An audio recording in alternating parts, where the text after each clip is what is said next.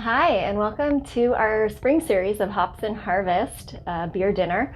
We're so excited to bring you a lineup of amazing local craft breweries in partnership with the San Diego Brewers Guild.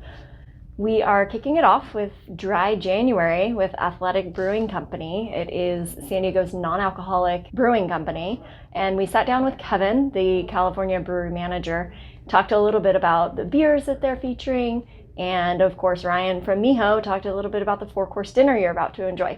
So you've got 4 beers in there, 4 courses. We suggest taking your time through this dinner, cracking open a beer, splitting it into 2 glasses, and enjoying with that first course. You will want to plate your dinners and serve them on plates and how you would host a dinner party. So really take the time to set it up and enjoy the experience.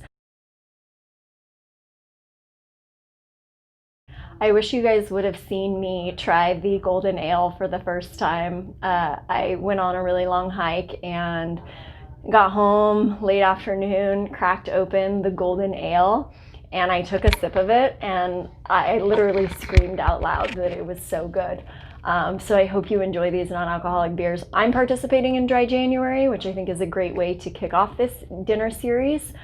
We've got a really great calendar coming out for you. Next on deck, we have Belching Beaver on February 5th. Stay tuned for that, but I will let Kevin and Ryan take it away on Zoom. Cheers, stay safe. Well, my name is Kevin Henschel. I'm the brewery manager at Athletic Brewing out in San Diego. Athletic started back in 2017 in Connecticut. We had our 2 co-founders.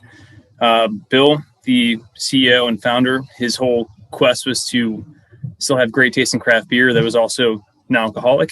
Those things for the longest time didn't really go together. Everyone thinks of O'Doul's, just kind of tasteless, watery beers. So through a lot of ingenuity and hard work, we were able to come up with a really exciting product, kind of bringing in new tasting opportunities for people who normally wouldn't be able to get to experience them. And so along those lines, we don't necessarily market towards just athletes or to people who are sober. Like, kind of anyone who loves beer can really appreciate our products. Thanks. Hi, and I'm Ryan Bullock. I'm the culinary director here at MIHO Catering. And I was really excited to get the opportunity to work with Athletic on this. Yeah, I completely assimilated NA beer with, St. Pauli Girl and, the like. So it was really exciting for me to get to try these, and they're really, really high quality, really spot on flavor profiles for the craft beers that they are most similar to. So really kudos to you guys for the work that you've done. It really shows. Yeah, and so a little more background about how Connecticut company ended up making its way out of San Diego. So I'm sure everyone in San Diego is familiar with Ballast Point. So we took over their old sour facility in Miramar. So I was the main employee coming from Connecticut to jump out here and start up the whole facility. So going from 10,000 barrels a year to currently our capacity is around 100,000 barrels in that facility.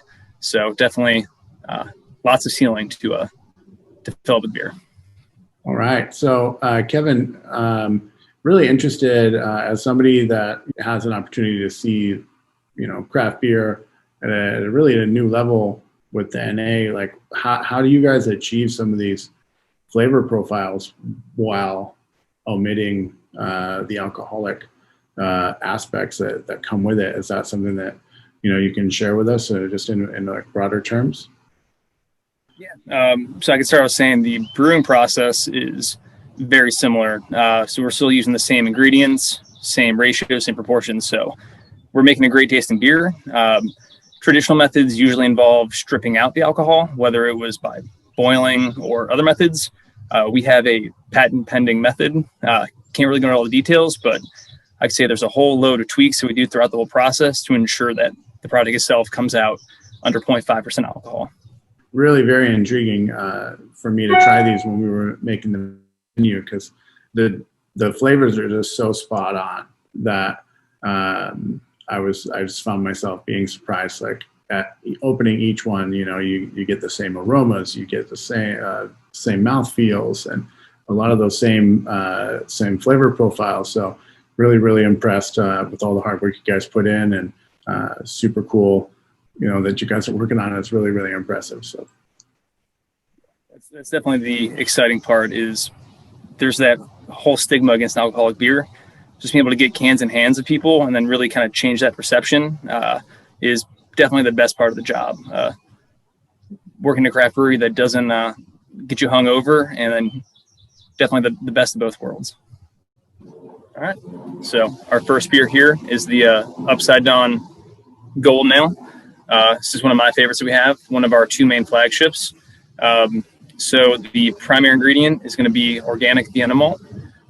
Really provides the backbone there for some nice malt sweetness. And I think the really fun, playful part of this beer is that we use both English hops as well as like Pacific Northwestern hops. So you kind of get that herbal note from the English EKG, and then you also then get the citrusy, piney notes from Citra and Chinook. So it's kind of bringing old meets new with this style of beer. And it's also really exciting the fact that it's only 50 calories and also gluten reduced. So it's definitely opens it up to people who are watching their weight, watching gluten intake. So it kind of checks off all those boxes. Yeah, this was a really great beer, I felt, to start with, and wanted to pair it with something that was really clean, but had robust flavors, kind of combat with those new hops. So you've got the smoked salmon tostada, where it's a citrus cured and smoked salmon that we're doing in-house, and it's a hot smoke versus a cold smoke. So we're putting like a light shred on it, and then it's got some capers and pickled onion, ají amarillo vinaigrette, so a little bit of spice there, and then backing it up with some shaved radish, great textural element, color. Keep some variety in the mouthfeel and in the flavor profiles there. So really going to be a good pairing. Cool. So our second beer, we have our other main flagship. Trying to get this in the light. We have our Run Wild IPA. This is definitely the beer that got the company started. This is a classic American IPA. So still has that organic Vienna malt backbone. Then it has some various crystal malt and golden acre notes, provides some of that mouthfeel to it. So it has a bit more heft to it than the golden. So this one clocks in right around 70 calories. This one features about 45 IBU is where it clocks out for total bitterness.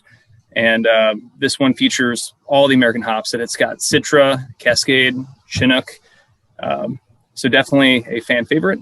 So with this one, the beers are meant for definitely pour them into 2 glasses before you go and try this one. So share it with your partner, or if you're by yourself, you can enjoy the full beer.